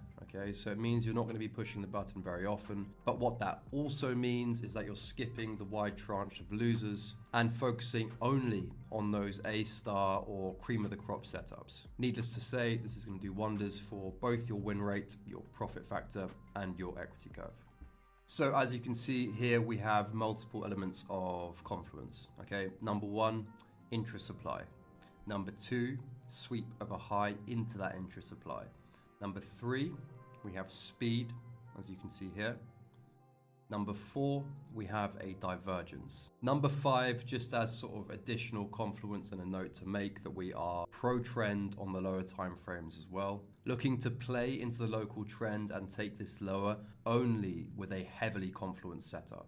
So yeah, I just wanted to make that clear to you guys, that although I do want you to take preference over the strongest market in bullish conditions and the weakest market in bearish conditions, and think about dropping your criteria and stringency to do so, the markets will more often than not still be range bound, and you need to realize that and still be stringent, still administer the correct amount of Confluence, and just be patient until all the stars align. And if they don't, it's simply a case of skipping and waiting for the next opportunity. Okay, so that's it for the TA or technical analysis section of the video. Just want to say a big well done and pat on the back for making it this far. And I never normally do this, but if you're enjoying the content so far and you have got some value out of it, please subscribe to the channel. Share the video to anyone that you think could get some value out of it too. Leave a comment if you've appreciated it. And yeah, any and all love is very much appreciated. Okay, so now that we've finished the technical concepts in great detail, time to move over to the more practical, logistical elements of my trading, such as scanning, alerts, risk management, execution, documentation, journaling, and all the unsexy stuff that happens behind the scenes, the stuff that is seldom covered or spoken about, but stuff which is paramount to success in the markets. So let's start off with scanning and alerts, right? So every week, I have my scans set out in my to-do list. I use Todoist for my to-do list. And you can see here that I've got a 4-hour scan here to do today. No scan tomorrow because I've got a live stream and I'll be doing my scanning then. The next day, another 4-hour scan. And then Friday, a daily scan. If I hadn't have had a live stream tomorrow, then it would be a daily scan tomorrow as well. So it's typically 4-hour daily is how I do my scans. Running through both the crypto markets and the trad markets, which I of course have segmented into dedicated watch lists. So I've got my green list, which are the markets that I'm paying particular interest to. I've got my condensed crypto watch list. I've got a trad watch list. I've got a main, which I rarely use. And then I've got my Bybit tickers, which is my extensive crypto list. So as you can see here, the condensed crypto list is only a few tickers. And then if I'm going over to my Bybit tickers list, this is about 150 to 200 tickers, much more extensive. Essentially, the reason I've got a condensed crypto list is because at current, the crypto markets, especially on the higher time frames, are pretty dead. Okay, so if you're running through these markets here, as you can see, there's not much in the way of volatility occurring. Okay, so I don't really want to be trading in these areas here. I'd much rather catch the meat of the move, right, and be playing into this sort of higher time frame downtrend, for instance. Potentially, trading this as a range here, but in this low volatility dribble that we have right now, there's just little value to be extracted. And one of the most important things about being a trader is knowing which regimes to operate in and which regimes to simply sit on your hands on. So the reason I've put together this condensed crypto watch list is these are the markets that are the strongest. So if I'm going to be playing into any longs, I should be playing into these markets. But they're also the only markets with any potential relative downside. So I can play these markets both ways, whether it's longs or shorts, but there's no point in me sieving through all of these tickers here when most of them are flat on their ass. Now, one thing I don't have at the moment, but one thing I do really want to speak about with your watch list is weekly strength or weekly weakness watch lists. What that means is that in heavily trending sectors, right? So let's say the whole of the crypto sector is raging upwards. We're in a strong bull market, board wide. I won't have a condensed crypto list. Instead, it will be called weekly strength. And these are the markets which will be strongest on the higher time frames. And I'll simply be focusing on these markets and these markets alone, as opposed to playing it board wide. Again, going back to the aphorism and narrative that we just spoke about earlier, in strong sectors, you want to be focusing on the strongest markets, and in weak sectors, you want to be focusing on the weakest markets. So if we're in a very strong bear market, again, to the flip side, I'll have a weekly weakness watch list, and I'll be looking to allocate shorts largely into that watch list and that watch list alone. And by doing so, I do two things. Firstly, I stack the probabilities in my favor because I have the trend in my favor. Secondly, I hone in on the markets with much more laser vision than I would by scanning 400 markets a day. When I have these condensed watch lists on the go, whether it's just simply a condensed crypto watch list, a weekly strength watch list, or a weekly weakness watch list, I tend to know exactly how those charts are moving exactly where my alerts are, and exactly what I want to see to move into position. So of course, in different markets and different regimes, my scanning on a day-to-day looks quite different. But if we were, let's say again, in a raging bull market, then I may be scanning the hourlies, maybe even down to the 30-minute or 15-minute.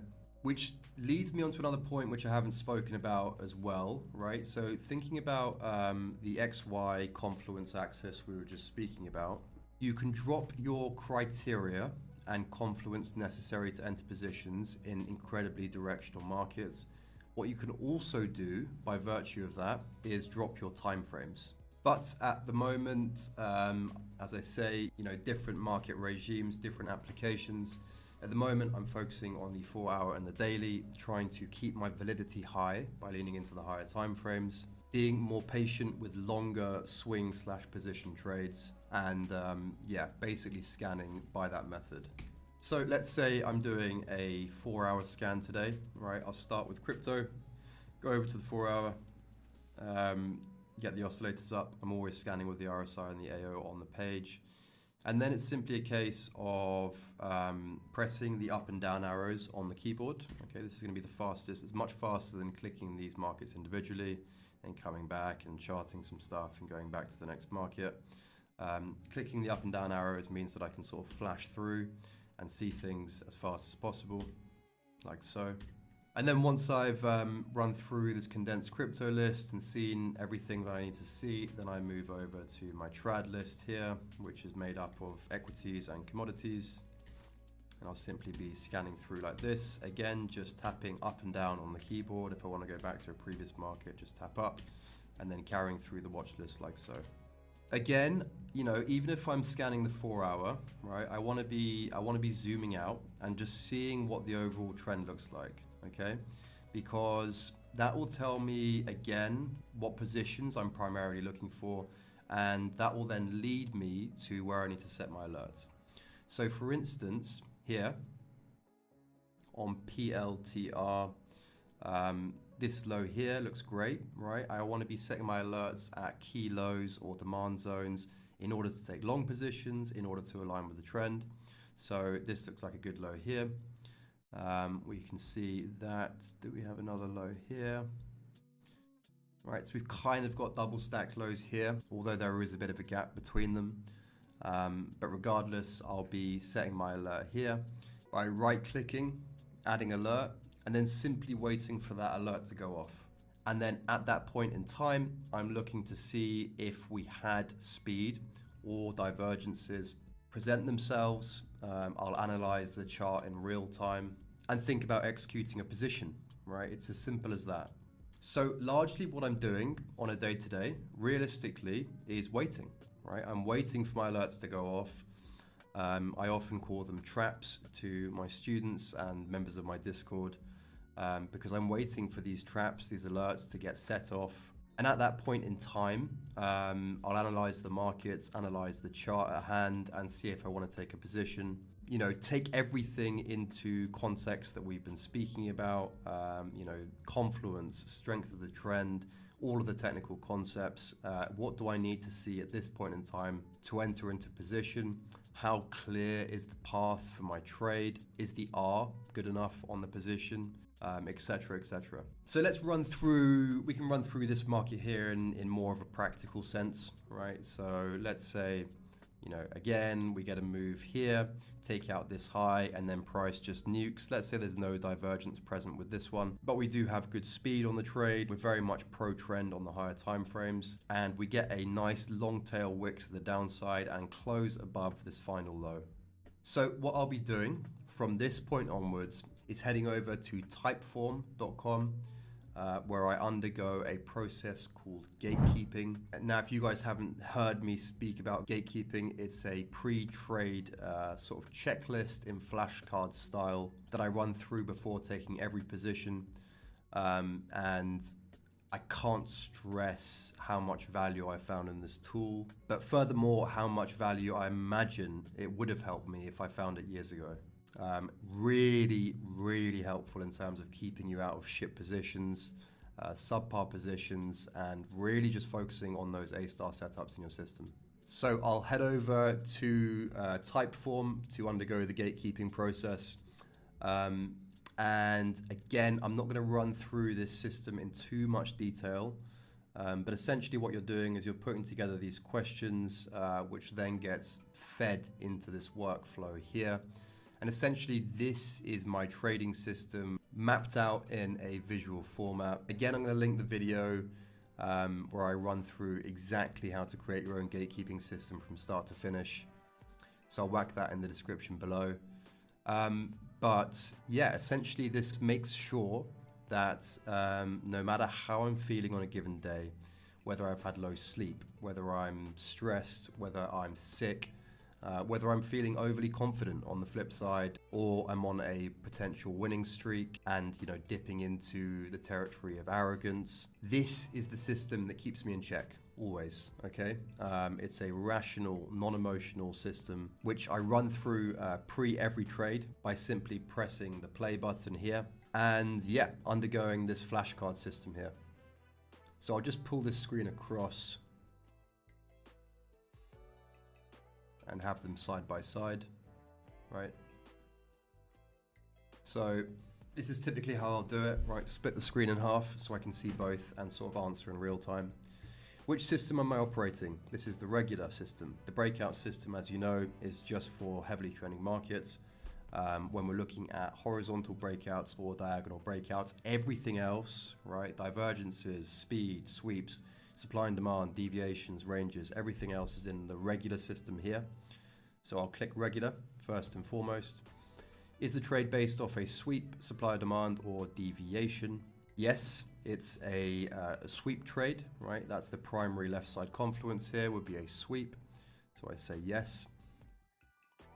If a sweep deviation play, are you operating at either the absolute final high or low, or at least a high or low that is independent enough from others it could stretch for? Yep, this is pretty much the final independent low here. I mean, the next low here is down here. And there's a fair gap between them, number one, but also this is fairly isolated, right, in its structure. And this is kind of amidst others here as well within a lower time frame trend. So I'm happy to say yes for that.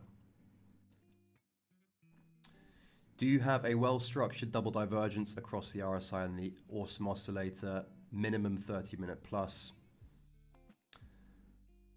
No, I do not, but I've got some rules here in terms of exceptions, and I believe number 2, no div, but exceptional speed in an exceptionally strong or weak market, yep, can be a full body close past the sweep level, out of supply and demand, but never an ape into no man's land, which means that if we close down here, I shouldn't be actioning it. But as I said, we're closing here above the sweep level in this example. And with exceptional delta to support if BTC and ETH, this is not a BTC on ETH trade, and I don't use delta for equities at the moment, so that's all good.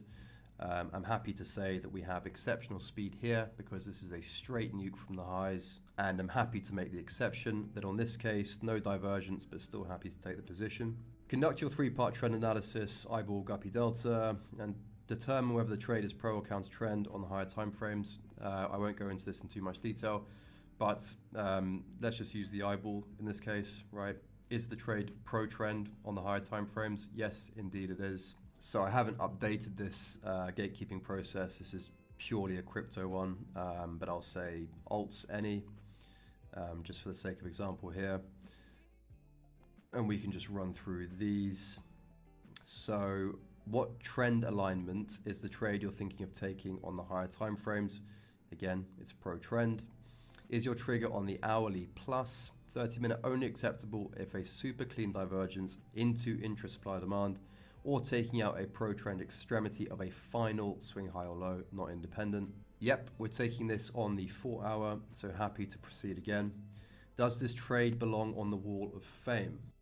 Now, we haven't covered what the wall of fame is, but essentially what the wall of fame is, I'm looking at it up there behind my monitors.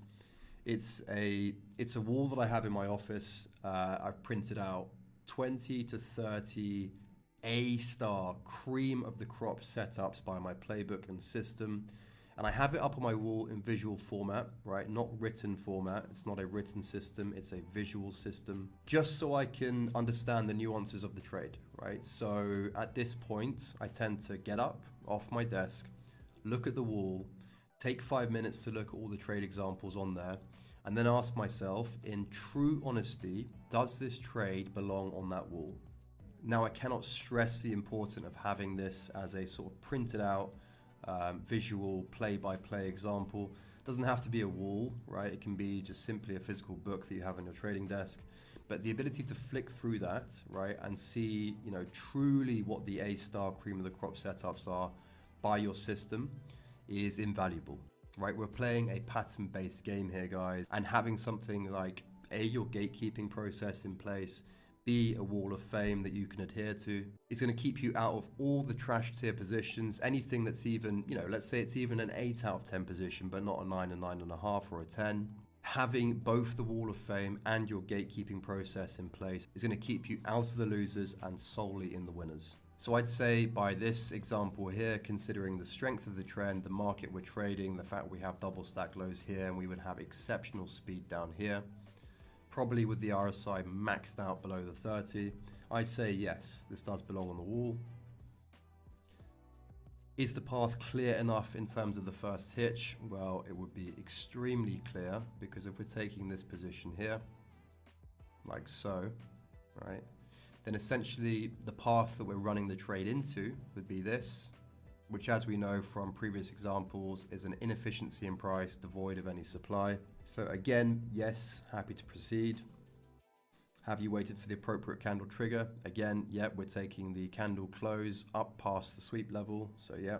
Is your stop place as wide as possible whilst being reasonable? Again, this is something which just keeps me in check, because I used to have a criminal issue with placing stops way too tight. This is just something that would make me go, okay, cool. Well, actually, you know what? Even though I'm very confident in this position, I'm just going to widen my stop a little bit, just in case we cater for a bit more fuckery, a bit more damage to the downside.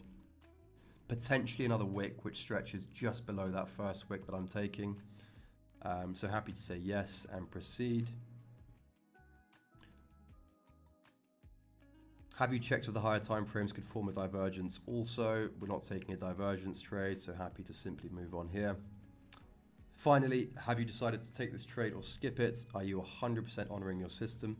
This is just a gate which makes sure that I'm treating the whole process with respect, with honesty, and I'm not forcing any narrative, right? Not forcing the itch to take a position. I'm honoring my system. I'm moving forward with the right step, and I'm acting in check. Okay, so yep, taking the trade. And then it brings me to my risk table, right, for my regular system here. And again, this is a crypto-based table, but let's treat this equity as an alt. So we are pro-trend, right, on the higher time frames, and we are taking a 4-hour position. So here, I can see that would lead me to take 8% risk on the trade. Now, people may see this and go, 8%, that's a ridiculous amount to administer on a position, but you have to understand that I keep very little of my overall capital on exchanges. So what you're seeing is 8%, but really that's probably 0.5 to 1% of my total liquidity, simply because I don't like leaving too much money on the exchanges. You know, we've seen what's happened in the past, and it's just simply a preference to remain in custody of my assets. So to apply the 8% to the position, I then move on to my position sizing tool. We can just maximize this again. So there are a variety of position sizing tools on TradingView. This is one of my friend's custom indicators, which is soon going to be exclusive to members of my Discord, so you can all use it as well. But firstly, what I do is I just mark out the entry here, then I come down, mark out the stop loss, then go up, mark out the take profit, right? And it gives me my position here. I can then hide my actual position tool here in the object tree. And then if you look down here, right, you can see that average risk per trade.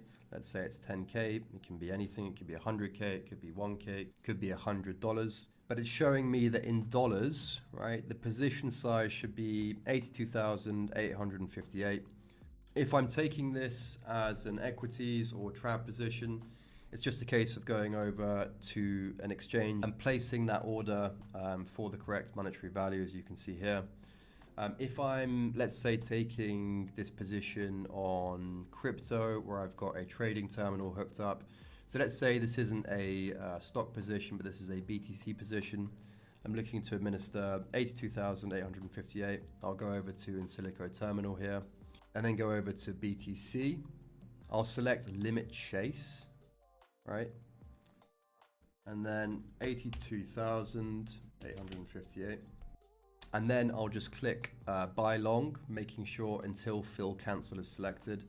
So I don't want to actually place this position here, but let's just say, for example, I think the minimum you can set is a $50 position.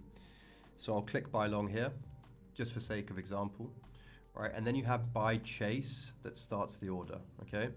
So essentially what chasers are is they are limit positions that trail and follow price by a couple of ticks, which essentially means that you're entering there and then, as you would with a market order, but you're not biting slippage or trading fees, which is particularly useful if you have or are trading markets with terminals or exchanges that use limit chaser functions. 100% use them. They will save you a lot of pain or save you fees entering positions, right? So let's say I'm taking this position here. I want to set my stop down here. I'll go over to market stop. Again, click here, right? If you've got designer selected, you should just be able to set it. Select close and set my long stop there, right? So of course I'd map this, the parameters to this exactly to the parameters of this tool here. But as I gave you an example on PLTR, and I've only got a terminal set up for crypto at the moment, I have to give you an example on BTC. Then once I'm in position, right, maybe I want to set a take profit, maybe I don't, maybe I just want to set a key alert up here on TradingView and analyze price if we were to move into this high. I go back to my TradingView, right, I get rid of this position tool here.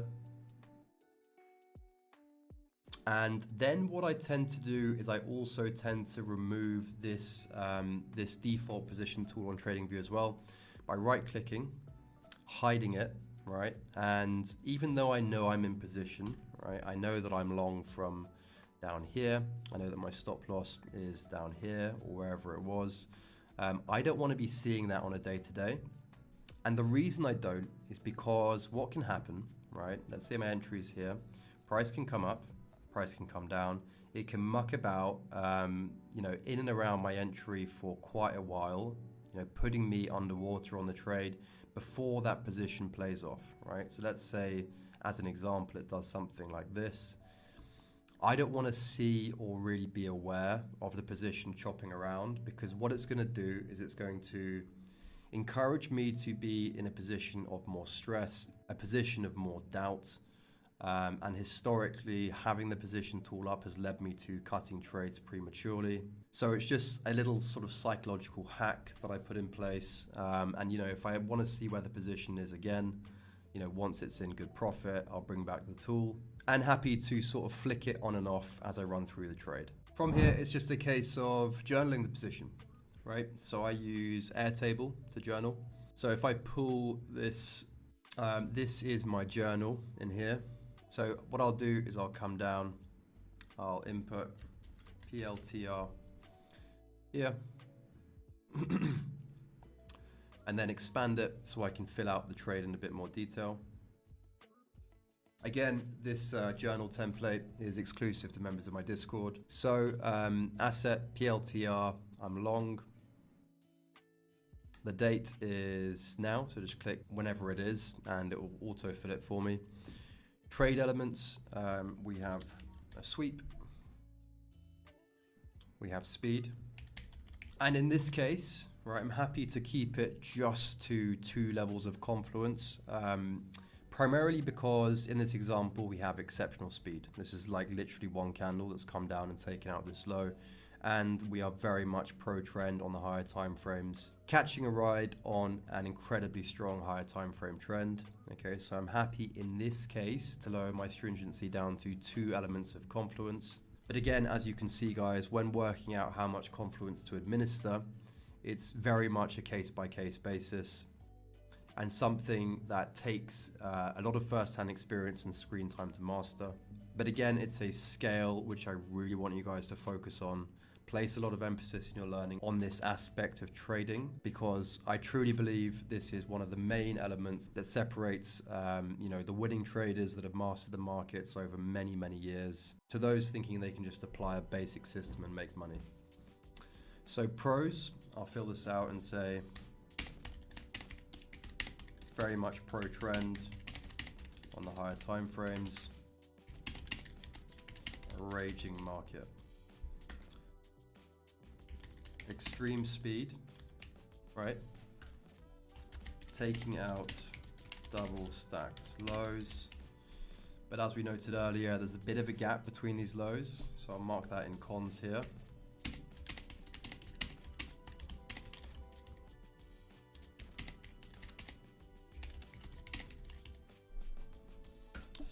What are the cons? There's no divergence.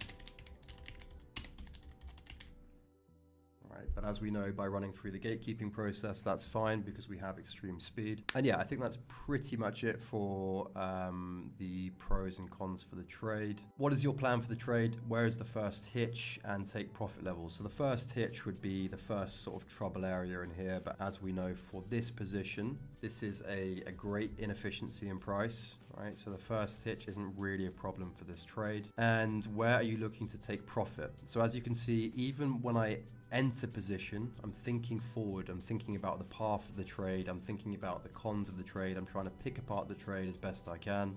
Because sometimes, even if I've passed my gatekeeping, sometimes I get to the stage where I'm entering my journal here and, through thinking about it yet again and analyzing the trade once again, I end up writing down a few cons that I hadn't spotted before. The trade is still kicking about at entry. I've just entered via limit chase, and I say to myself, actually, you know what? This isn't a 10 out of 10 cream of the crop setup because we have 4 different cons present. I shouldn't really be taking this position. So at that point, I'll then exit the position, almost always coming out, neutral at break even. No harm, no foul. But looking forward to where I'd potentially take profit on this position, I'd probably do something like this. Right, set an alert up here at the highs. Okay, so I'd set my alert at the highs up here. And then would probably just analyze price as it interacted with this high. Okay, so does price stall here and then consolidate and then break out? Does price take it out with speed and then, lock underneath like so? Or perhaps from my entry, price has just sort of ground up. We've created some good pockets of demand on the way up. And again, we've done so here and done something like this, which is a much more efficient move and something that I'm not looking to take profit on particularly unless we were to lock back under this level as well. So normally this is how I, operate and look at my TPs. It's very much a case-by-case basis. Sometimes I'll have limits in place, sometimes I won't. More often than not, I'm setting alerts, analyzing price action in real time and seeing if I should trim some off. So, alert set at the highs at 207s. Okay, then it's just about, putting some screenshots here, right? So, posting some screenshots of the trade, of the position, and then as I make any changes to the position, right? So let's say the trade comes up here, and for whatever reason at this point in the trade, I decide to trim 20% of the position off. I'll again take another screenshot here, post it in here, and I make my comments according to the screenshots. So the first comment I'll make is entered, and then the second comment will refer to the second screenshot here. So trim 20%. And then let's say price indeed did come up here, right? So we're in this area around here, and then price does lock down underneath here. And let's say we've done so, not with an efficient move, but a sharp move as well. I've decided the best thing to do is completely take off the position here. So again, one further screenshot. And normally I'm doing full screen screenshots as well, guys, just so you know. Then I'll come down and put it in this closed TP section down here. And I'll say price moved up with speed, alert triggered, locked back under, being cautious and taking this off the table, right? So, and then afterwards, I've got post-trade analysis here, right? So let's say price does in fact just carry on doing something like this. Then I'll take another screenshot and I'll say, I'll post it here and say something like, made the right move. Price did in fact nuke post locking under the level. Okay. So as you can see here, I've got a full body of journaling of the position, everything from the pros and cons and trade elements of the position itself to the documentation. Normally I'm filling all of these out with multiple screenshots as I run through the position. The closing and rationale of taking profit, and then the post-trade analysis as well. So a couple of notes I want to run through that I forgot to mention, just in terms of execution in general. Number one, let me just get rid of these quickly, just clean this chart up. Number one, stop, right? So entries, I try and limit chase in. If you don't have access to limit chaser orders on whatever market or exchange or platform you're trading on, then it would be market entry. As I said, if you can use limit chase, much better to save on fees and slippage. Stop wise, I'm always placing a hard stop, right? A hard market order stop, because you just simply want to have it there as a foolproof safeguard. Stops, right? Let's say the position again, we're running it to up here or whatever. Stops, we always want to have as wide as possible. So that's something which is incredibly important. Even if you have high confidence in the trade and the play out, keep your stops wide, much wider than you think. I always say to my students, have them twice as wide as you'll normally place them. And the reason being is because until you're at a point where your journal is saying that you're hitting banger after banger, you're constantly winning, you're churning out wins, your account is growing at a rapid rate. What I always say to my students is, what makes you think you're good enough to have a tight stop? If through your journals, you're noticing that you're nailing pico tops and pico bottoms, there's no fuckery, there's no threat to your stop, then at that point, you can say to yourself, okay, I'm going to place tighter stops. But until you get to that point, you need to just start banking wins, right? It's as simple as that. You need to get your win rate up. You need to survive your positions. You need to keep stress low. And you need to be operating in the absence of greed, right? So, having that wider stop is going to make your position look less favorable because you'd make less potential money or profit off the position. But you're operating with the antithesis of greed in mind. And I promise you, this is how you'll grow as a trader. In terms of whether to honor the stop loss or not, this is another question I get asked quite often. Typically, yes, honor your stop loss 100%. Unless you have a sort of predefined rule in place where you're saying that if you get a full, let's say with this trade here, we know price came down, traveled down here, closed above here, left a wick, it's a textbook sweep. Unless you have a rule in place that says, okay, cool, I'm in this position, but if I see something like a close occur back past that low, then I'm going to manually cut the position, right? That's something which I do as well. Typically, mainly for things like breakout trades, right? Where you're operating with a clean, well-respected SR level. You don't want to see that breakout trade lock back underneath that level. So that would be a sort of criteria or condition where I say to myself, okay, cool. I'm taking a breakout trade, I have stopped the other side of consolidation. But if we do just lose the breakout level, then I'll manually cut the position. So that's an example of when you'd manually cut and wouldn't honor the stop loss. But largely speaking, I do recommend honoring your stop. Another thing is, I'm running through my operation, my approach to the market as transparently as I physically can to, really just show you guys how I trade in its entirety from start to finish. I do advocate getting into the habit of trimming partials. So let's say price, moves up here and, in this case, I know that we were talking about this being a straight down candle with a very inefficient move, devoid of supply. But let's say it's not this case and we're moving into a supply zone or cluster here. If we start reacting with that supply zone and moving away from it, okay, then I do recommend trimming some partials or even setting limit asks at the base of this zone, right? So if you were to set a limit ask at the base of this zone, even for something as small as 10, 15, 20% of the position, this is something that I wish I'd done much more in my early days of trading, because instead of doing this, I had a very black and white approach. It was very zero or hero. And it was kind of, full stop loss or full take profit, nothing in the middle. And as a result, I was round tripping tons of my positions, losing tons of my positions, and not realizing any profit before doing so. So, even if you're going to take, 20%, 30%, even something as small as 10% of the position into a potential hitch, then even if you round trip, you're coming out in a much more fortunate position.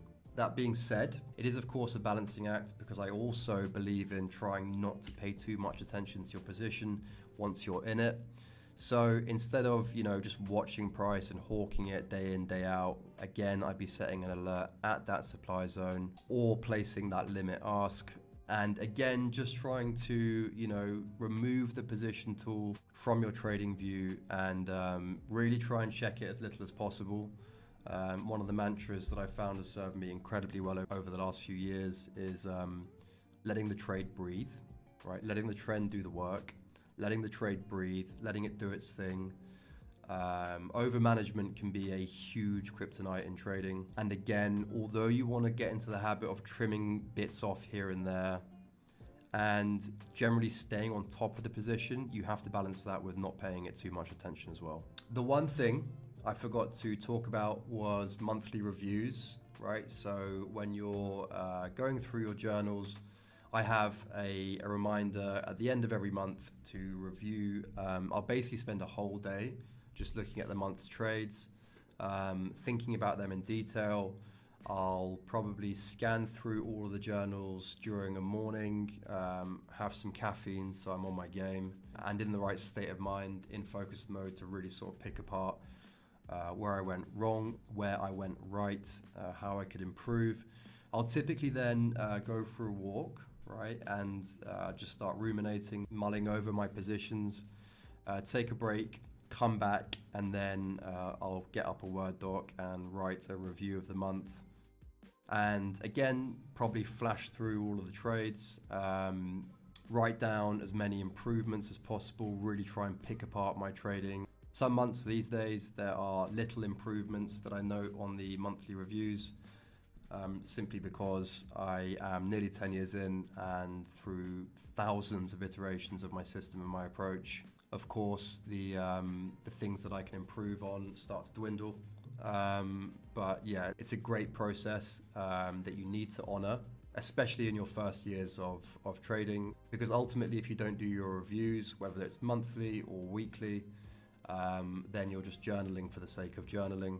And I can't stress enough how much that body of data is valuable and important, even if it's not a systematic change, right? Even if you're not talking about technicals or the way price moved, even if you're just talking about your emotional state, that you realize that, first thing in the morning is where most of your losers are, because maybe you're taking them, pre-caffeine or whatever it is.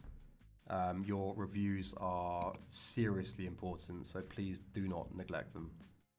So yeah, that's pretty much it. from start to finish, my full system. So as I said before, if you found any value, please share the video. The more of you I can reach and help, the better. And yeah, I really hope you've enjoyed this. I really hope you've got tons of value out of this video. And yeah, feel free to leave a comment with any question on anything that I've covered so far.